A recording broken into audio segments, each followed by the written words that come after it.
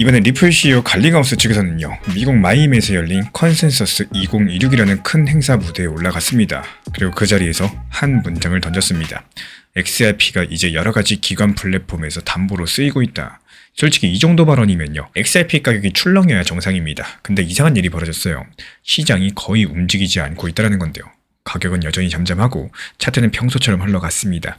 분명히 강력한 호재인데 왜 아무 일도 없었을까요? 이번 영상에서 그 정답을 찾아드릴 예정이고요. 이 결론부터 먼저 말씀을 드리자면은 이번 발언은 단순한 가격 호재 정도가 아니라요, 그것보다 훨씬 더 큰 구조적인 신호라고 보여지고 있습니다. 그래서 시장이 움직이지 않은 게 아니라 아직까지 움직이지 못한 거다라고 보여지고 있는 거고, 이번 영상 끝까지 보시면 이게 무슨 뜻인지 정확하게 이해가 되실 겁니다. 먼저 그동안 미국의 월가가 XRP를 어떻게 봐왔는지부터 짚고 가야 되겠죠. 이게 이번 이슈를 이해하는 출발점이겠습니다. 이 거대 금융사들 같은 경우는 오랜 시간 동안 XRP에 대해서 한 가지 핑계를 대왔습니다. 말 그대로 변동성이 너무 크다는 이유에서였는데요. 하루에 5%, 10%씩 가격이 출렁이는데 어떻게 이걸 담보로 쓰겠냐는 논리였었고, 여기서 담보라는 거는 쉽게 말씀드려서 돈을 빌릴 때 맡기는 보증금과도 같은 겁니다. 보증금의 가치가 매일매일 출렁이면요, 정말 당연하게도 빌려주는 쪽이 불안하겠고, 그래서 기관들은 XRP 대신에 RLUSD라는 리플의 스테이블 코인을 담보로 쓰자라고 했어요. RLUSD는 가격이 거의 고정돼 있으니까 한참 동안 이 구도가 유지가 됐습니다. XRP 홀더 입장에서는 솔직히 조금 억울한 사건이었겠죠. 우리 코인이 충분히 큰데 자꾸 변동성 때문에 한 단계 아래로 취급당하고 있다, 이렇게 느낄 수밖에 없을 거고, 근데 이번 발언이 바로 그 구도를 정면으로 흔들게 된 겁니다. 그렇다면 어떻게 흔들었느냐, 여기서부터가 진짜 본론입니다. 핵심은 리플이 작년 4월에 인수한 회사 하나예요. 이름이 히든로드라는 곳인데요. 인수 금액이 1조 7천억 원 정도였고, 코인 회사가 다른 회사를 살 때 흔히 보이는 규모를 훨씬 더 넘어선 큰 거래였습니다. 이 회사가 뭘 하는 곳이냐? 한마디로 큰손들의 거래를 뒤에서 처리해주는 회사입니다. 헤지펀드나 대형 기관들 코인 사고 팔 때 자금 정산을 도와주는 역할을 하고 있고요. 이걸 프라임 브로커지라고 부르는데 어렵게 들리실 수 있습니다. 이렇게 생각하시면 돼요. 큰 기관들이 거래할 때 반드시 거쳐야 되는 통로와도 같은 곳이다.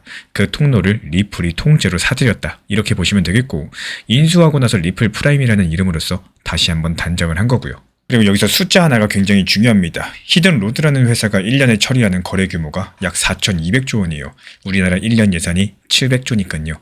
그것의 6배가 매년 이 한 회사를 통과한다는 뜻이겠습니다. 리플이 그냥 코인에서 하나 산 게 아니라 이 기관 거래의 큰 길목 하나를 차지하고 있는 겁니다. 그러니까 리플 CEO 갈링하우스가 컨센서스 무대에서 XRP가 담보로 쓰이고 있다, 이 말 자체가 단순히 어딘가에서 조금 쓰인다, 이런 자랑 정도가 아니라요, 자기들이 직접 운영하는 그 큰 통로 안에서 XRP를 담보로서 받아주기 시작했다, 이런 뜻을 내포하고 있는 상황이고, 변동성을 핑계로 외면당하던 XRP가 자기 집을 먼저 만든 다음에 그 집 안에서 정식적인 담보로 인정받기 시작을 했다는 겁니다. 진짜 등골이 선명해지는 부분은요, 그 다음에 따로 있습니다. 리플 프라임이 혼자 움직이고 있는 게 아니었습니다. 지난 4일 미국 예탁결제원, 줄여서 DTCC라는 곳에서 발표가 하나 나왔는데요. 이 DTCC가 어떤 곳이냐? 미국 금융시장의 등기소와도 같은 곳입니다. 주식 국채 거래가 마무리될 때 누가 누구한테 얼마를 넘겼는지 정리하는 가장 핵심 인프라인데요. 이 회사가 다루고 있는 자산 규모만 약 16경 원 수준이고, 여기서 1경은 1조의 1만 배죠. 우리나라 1년 예산을 230번 정도 더해야 나오는 엄청난 금액입니다. 그 정도 급의 인프라라는 뜻이겠죠. 그리고 이 DTCC가 이번에 토큰화 사업을 본격적으로 추진한다고 발표를 남겼습니다. 주식, 상장지수 펀드, 미국 국채 같은 자산들 토큰 형태로 바꿔가지고 기존 거래 시스템 안에서 처리하겠다는 계획인데요. 그러면서 같이 일할 회사 명단을 공개를 했는데, 여기서 진짜 의미 있는 장면이 나옵니다. 그 명단에 블랙록이 들어가 있다는 거고, 골드만삭스도 있고요, JP모건, 뱅크 오브 아메리카, HSBC, 나스닥까지도 전부 들어가 있습니다. 전 세계 금융을 움직이는 대표 이름들이 한 줄로 정리가 되어 있는 상황인데요. 그리고 그 이름들 사이에서 리플 프라임이 같이 앉아 있습니다.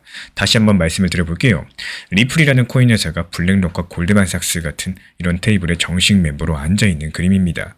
코인 시장을 오래 보신 분일수록 이 장면이 조금 더 무겁게 느껴지실 텐데요. 우리가 알던 자리가 아니기 때문이겠습니다. 그래서 갈링하우스의 발언을 이 그림 위에 놓고 다시 보면은 의미가 완전히 달라집니다.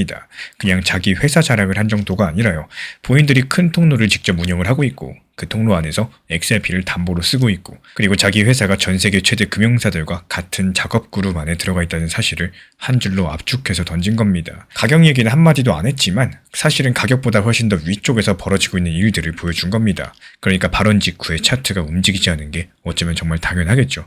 이건 단기 트레이더가 바로 받아먹는 호재가 아니라요, 시간을 두고 천천히 결과로 나타나는 구조적인 변화에 가깝습니다. 물론 여기서 솔직히 짚고 넘어갈 부분도 있어요. XRP가 기관 담보로서 완전히 자리 잡는 일이 하루 이틀에 끝나는 게 아니라는 건데요.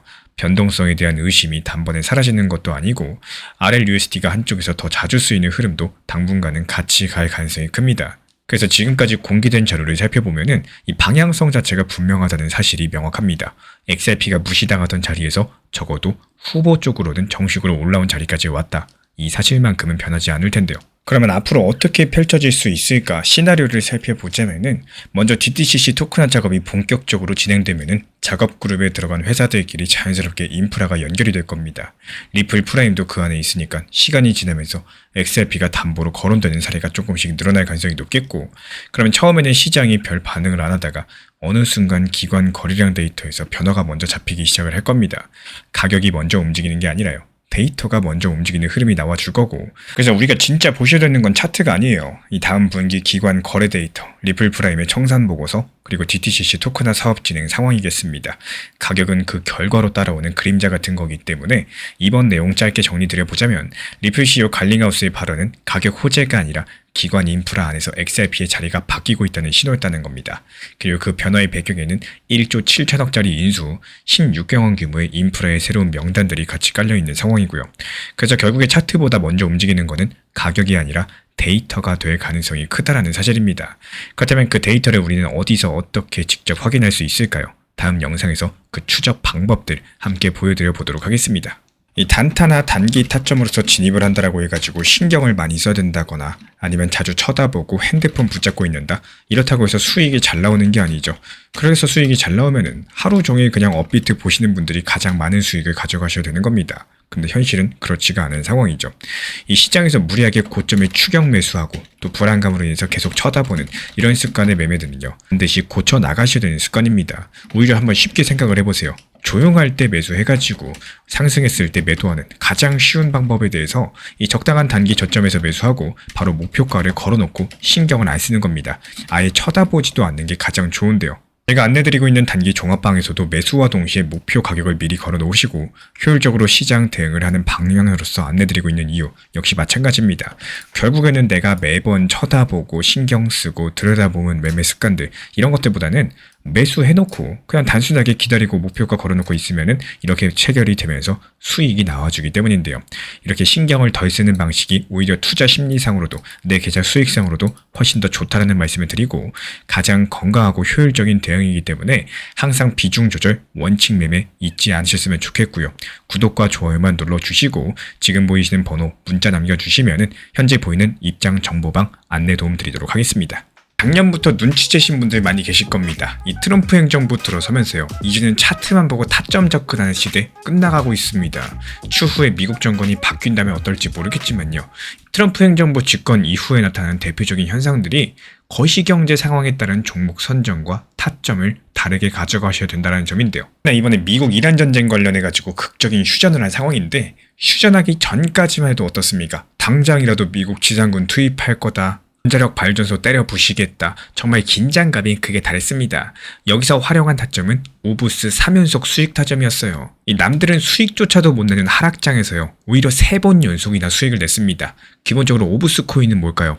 중동 전쟁이 심각해질수록 상승하는 테마를 가지고 있었기 때문에 이 타점 활용하기가 상당히 편합니다. 이렇게 1차로 타점 활용해서 수익 냈었고요. 종목 선정 드리면서 이 종목이 왜 상승할 예정이고 어떤 테마랑 어떤 거시경제를 배경으로 선정했는지까지도 말씀을 드렸습니다. 그리고 2차로 다시 한번 오브스 타점을 선정드릴 때도 역시 마찬가지로 그 당시에 시장이 하락하는 이유가 뭐였는지, 그럼에도 불구하고 다시 재매수 타점을 드리는 이유까지도 말씀드리면서 2차 타점 또한 완벽하게 수익 달성했고요. 다시 3차로 오브스 추천드릴 때 현재 가격에 매수하는 게 아니라요, 오히려 저점 라인을 잡아드려가지고 지정가 매수까지 말씀을 드렸고, 완벽하게 지정가 찍고 매수 체결되면서 목표 가격까지 안전하게 도달하고 또 수익 완료까지 했습니다. 말 그대로 트럼프 매크로 환경으로 인해 가지고 거의 모든 코인이 하락하는 이 하락장이었는데요. 이렇게 테마 하나만 잘 알고 있어도 손쉽게 수익을 낼 수가 있었다는 거죠. 그냥 단순하게 모든 코인에 대해서 차트만 봤었다면은 애초에 오브스라는 코인이 어떤 코인인지 어떤 테마를 가지고 있는지조차도 몰랐을 겁니다. 그리고 그 이후에 극적인 합의가 체결되면서 속보로서 빠르게 전달드렸고요. 그렇다면 이렇게 합의가 체결됐으니까 다시 오브스 코인 들어가야 될까요? 아닙니다. 엄연히 시장 매크로 환경, 이 테마가 바뀌었다는 거예요.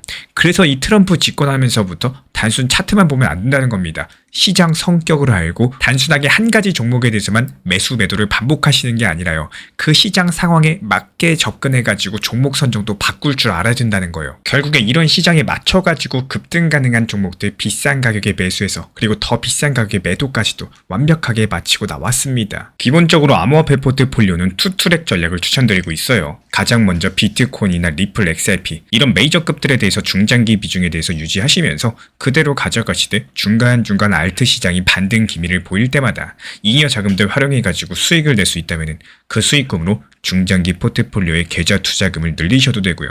또 개인적으로 가족분들과 밥을 먹거나 옷을 사 입거나 여러가지 개인적으로 따로 활용하셔도 좋습니다. 다만 이런 알트 장세가 매번 나오는 게 아니죠. 알트코인 하락장도 분명히 옵니다. 하락장에서는 확률이 높은 경우에만 말씀을 드리고 있기 때문에 매일매일 타점을 드릴 수가 없어요. 그래서 지금같이 20%, 40% 상승하는 장세는요, 당연히 기회의 장세인 거고 이때 열심히 공부하셔가지고 얻은 수익으로 다방면에 활용하시고요. 또 혼자 하셔도 좋고요. 우리와 함께 하셔도 좋습니다. 문자 메시지나 텔레그램으로서 전달 도움 드리고 있고 이것 외에도 저희 채널 차원에서 기본적인 타점을 잡는 방법, 언제 사야 되는지, 언제 팔아야 되는지 그리고 거시경제 상황을 봤을 때 앞으로 어떻게 전개가 될 것인지 자세하게 영상 강의로서 풀어드리고 있기 때문에 쉽게 말씀드려가지고 고기를 잡아드리는 것뿐만 아니라요. 고기 잡는 방법까지도 같이 알려드리고 있습니다. 그리고 가장 중요한 점, 이것만큼은 명심해주세요. 저희 채널이 투트랙 전략을 강요드리는 게 아닙니다. 각자의 매매 패턴이 있는 거고 모든 매매 패턴을 존경하고 존중드립니다.